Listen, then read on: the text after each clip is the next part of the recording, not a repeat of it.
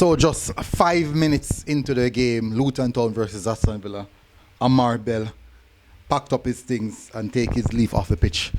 Now, apparently, before the game, he passed a late fitness test before the game. And if you have been tracking Amari'i, you'd realize that in recent times, just the past couple of weeks, he have been having these niggling injuries, and he hasn't been fully fit for a good while now. But today we see him walk off the pitch. Anyways, big up on yourself, people. Thank you very much for tuning in. MG Sports TV here as always. Please hit the like button, hit the subscribe button. I would really appreciate it if you guys do so. Now, let's discuss Amari'i. And why this is actually kind of scary. Because, as I said, he recently passed the fitness test, which means that he wasn't 100% going into the game. And mere fact that he would walk off the pitch, it can be way more serious than we even possibly can think about.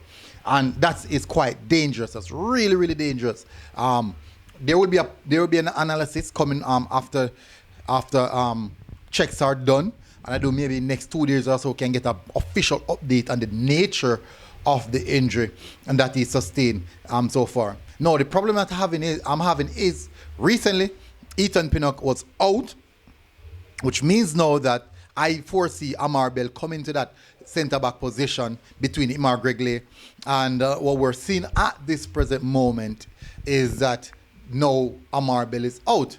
So what's going to happen? Is that going to open door for someone else? That is where the questions are going to be like. I, for one, I had Amari'i as the first choice option to slot into that centre-back position on the left side, because we have seen him in the back three for Luton Town in the left side of the number three, left sided of the third defenders. So I expected to see him there, or even Hal Grimson probably to consider him in that position. Unfortunately, no, he's out. Here comes all the questions. Here comes all the problems for Al Grimson for the Nation League game coming up. Nation League game is in the next 2 weeks, I think 2 to 3 weeks from now. So, which makes it just a little over 2 weeks, I should say, which makes it now a way more difficult for Al Grimson, a more difficult task. Now, remember that when you're going to call a squad, you have to call a squad probably like a week out or something like that, and just to get the players mentally ready that we have these games coming up. My worry now is who will be that left-sided centre-back. Will we see two right-footed centre-back in that position? We might. I've seen it before. That's actually regular. Or we might see Gregley in that position. But if Gregley slot into that position, we might see Lembi Kisa over onto the left-hand side. So a lot of questions, a lot of questions to be asked. Tough task for Al Grimson at this present moment. He literally has his hand tied behind his back.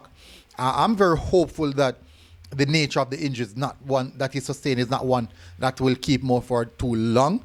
I would maybe to see him back, but this is very, very sad news. This is extremely sad news for the player and also for the Luton Town and Reggae Boyz supporters. We wish him a speedy recovery, and hopefully he can get back to to full force or full strength prior to those niggling injuries that he has been facing. So, big up on yourself, people. Hit the like button, hit the subscribe button, and I'll see you guys again. Until next time, MG Sports TV. We're out, people. Boom. God bless.